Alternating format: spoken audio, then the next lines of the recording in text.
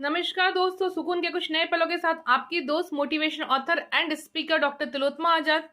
दोस्तों, आज का ये सेशन विशेष सेशन है और स्पेशली ये आप सभी को आगाह करने के लिए बनाया गया है, क्योंकि जीवन में सुकून और आनंद तभी होगा जब हम धर्म के नैतिकता के मार्ग पर चले।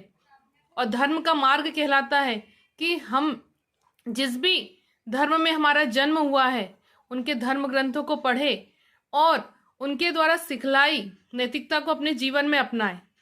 जैसे कि हिंदू धर्म में जन्म लिए व्यक्ति को श्रीमद् भगवत गीता और रामचरितमानस पढ़ना चाहिए और इससे ज्ञान लेकर श्री राम भगवान की तरह मर्यादाओं पर चलना चाहिए। भगवान श्री कृष्ण की तरह कर्म को महत्ता देना चाहिए।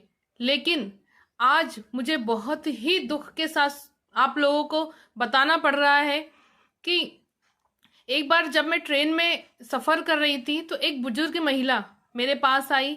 माथे पर लंबा सा तिलक था और भगवा वस्त्र धारण किए हुए थी। मुझसे विनती करने लगी कि बहन जी, आप ये रामायण खरीदिए और इसे आप भी पढ़िए और अपने बच्चों को भी पढ़ाइए, परिवार में सभी को पढ़ने के लिए कहिए। आप ये जब रामायण पढ़ेंगे तो आपके घर में मर्यादा और सभी धार्मिक गुणों का प्रवाह होगा और घर में सुख शांति बनी रहेगी। उस समय तो इस रामायण को पढ़ने के लिए मेरे पास समय नहीं था, लेकिन मैंने, चूंकि हिंदुओं का पवित्र धर्म ग्रंथ है, तो अपने पूजा स्थान पर लाकर इसे रख दिया। जब मुझे कल लगा कि आज मेरे पास समय है तो मैं इसे पढ़ती हूँ, और मैंने जब इसको पढ़ना स्टार्ट किया तो जैसे ही पहला पेज पढ़ा तो मुझे पढ़ने के बाद कुछ ऐसा लगा कि जो रामचरितमानस में लिखा है कुछ उससे भिन्न है। उसके बाद मैंने उसको थोड़ा आगे पढ़ा। जब आगे पढ़ने लगी तो दशरथ जी के बारे में लिखा, दशरथ जी के बारे में, और जो भी वर्णन किया एकदम खड़ी लैंग्वेज में किया गया है। और जब दशरथ जी ने पुत्रेष्टि यज्ञ करवाया, अश्वमेध यज्ञ करवाया, तो इसमें लिखा गया है, इस पुस्तक में ऐसा लिखा गया है कि जब दशरथ जी ने अश्वमेध यज्ञ करवाया तो पूरे विश्व में घोड़े को छोड़ा गया, और जब वो भ्रमण करके वापस आया तो यज्ञ की तैयारी हुई और उसी घोड़े की माँ कौशल्या ने 3 परिक्रमा की, और 3 परिक्रमा करने के बाद उस घोड़े के टुकड़े टुकड़े किए गए और उस टुकड़े को निरंतर 3 दिन तक यज्ञ में आहुतियां दी गई। ये किसी न किसी के द्वारा जानबूझकर किया गया षड्यंत्र है, जो हमारे धर्म को, हमारे सनातन संस्कृति को युवा के दिमाग में भरना चाहते हैं। क्योंकि ये मैं पहले पढ़ चुकी हूँ, इसलिए जब मैंने ये पढ़ा तो ये बात मुझे गलत लगी और मुझे लगा कि हमारे युवाओं तक ये संदेश पहुंचना चाहिए। क्योंकि युवा कहीं से भी बुक्स खरीदते हैं, ट्रेन में हुए, रेलवे स्टेशन से हुए, बस स्टेशन से हुए, जब ये बुक्स लेकर आते हैं और वो पढ़ते हैं, क्योंकि उनके लिए पहली बार पढ़ा हुआ होता है, तो वो जो पढ़ते हैं उन्हें वो सत्य लगने लगता है। लेकिन वास्तविकता ऐसी नहीं है। सनातन धर्म हमेशा अहिंसा का पक्षधर रहा है, सत्य का पक्षधर रहा है। और जब हम ऐसी भ्रामक चीजें लोगों तक के पहुंच रही है तो हमारी संस्कृति, हमारी सभ्यता, हमारा सनातन धर्म खतरे में है। जब लोग बार बार कहते थे कि हमारा सनातन धर्म खतरे में है, तो इस बात को मैं मानने के लिए तैयार नहीं होती थी। मैं कभी किसी भी धर्म का निरादर नहीं करती हूँ, मैं सभी धर्मों का सम्मान करती हूँ, लेकिन कोई हमारे पवित्र धर्म ग्रंथों से छेड़खानी करे मैं बिल्कुल भी बर्दाश्त नहीं करूंगी। कल ही एक हिंदू बहन से मेरी चर्चा हुई और वो मुझसे कहने लगी कि अच्छा, आप धर्म से क्या तात्पर्य समझते हैं। मैंने कहा कि धर्म का अर्थ धारण होता है, ये ईश्वरीय निराकार जो सर्वव्यापी है, कभी राम, कभी कृष्ण, कभी गोविंद, कभी गुरु नानक, कभी अल्लाह, कभी ईसा मसीह के रूप में धरती पर अवतरित होते हैं और नैतिकता का पाठ पढ़ाते हैं।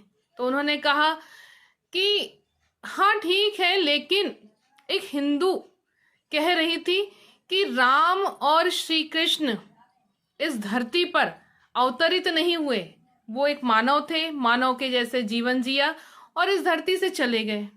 मुझे सुनकर बहुत ही धक्का लगा कि हमारी सनातन संस्कृति जो ईश्वर के अवतरण के बारे में बताती है, जो ब्रह्मांड का रचयिता, ब्रह्मांड का मालिक है, उसके बारे में ये ऐसी भ्रामक भ्रांतियां हमारे धर्म में फैलाई जा रही है, धर्म के माध्यम से हम लोगों के भीतर डाली जा रही है। पता नहीं कितनी सारी संस्थाएं ऐसी है जो ये चीजें दिमाग में डाल रही है कि भगवान राम थे ही नहीं, भगवान कृष्ण थे ही नहीं, और जब ये थे नहीं तो उनकी कोई मर्यादा नहीं है, जो हम बता रहे वही सही है। और जब हमारे ये युवाएं सुनेंगे, इसको पढ़ेंगे, तो उनके जीवन में धीरे धीरे धीरे धीरे राम और कृष्ण के प्रति जो आस्था वो समाप्त हो जाएगी। और एक दिन ऐसा आएगा कि हमारे हिंदू धर्म, हमारी सनातन संस्कृति समाप्ति की कगार पर होगी। आप सभी से करबद्ध निवेदन है कि जब भी कोई साहित्य कहीं से ले, कोई भी साहित्य आप पढ़े, कोई भी श्लोक पढ़े, उसके अर्थ को समझे, पहले उस साहित्य के विषय में पढ़े कि कहाँ से लिखा गया, किसके द्वारा लिखा गया है, और उसके बाद फिर उसको पूरा पढ़े, क्योंकि हम जैसा पढ़ते हैं हमारी मति वैसे ही होती है। ये कितने ही लोग संस्कृति को, धर्म को, सनातन को बहकाने का प्रयास कर रहे हैं, लेकिन हमें वास्तविक धर्म, वास्तविक नैतिकता, वास्तविक संस्कारों को लोगों तक के पहुंचाना है। हमें एक ऐसी युवा पीढ़ी का निर्माण करना है जो वास्तविक धर्म को समझ सके, इंसानियत को समझ सके, मानवता को समझ सके। जो हमारे भगवान श्री राम थे, उनकी जो मर्यादा थी उनको समझ सके। हमारे भगवान श्री कृष्ण थे, उन्होंने जो कर्म के ऊपर श्रीमद् भगवत गीता लिखी, उस चीज को समझ सके। ये जो हमारे धर्म ग्रंथ है, हमारे भगवान श्री कृष्ण की वाणी है, हमारे भगवान श्री राम के द्वारा किए गए कर्म है, जिसको, उन कर्मों को इन पुस्तकों के माध्यम से लिखा गया। लेकिन जब कोई ऐसी पुस्तकें लिखकर हमारे धर्म ग्रंथों पर, हमारे आस्था पर, हमारे विश्वास पे चोट करता है, तो मुझे बहुत ही दुख होता है। तो आप लोगों से बार बार निवेदन कर रही हूँ कि इस बात का ध्यान रखें कि कोई भी हमारे धर्म, हमारी आस्था, हमारे संस्कृति के साथ ना खिलवाड़ कर पाए। और कहीं आपको ऐसा लगता है तो लोगों तक ये बात को अवश्य पहुंचाए। दोस्तों, आज का वीडियो इसीलिए था।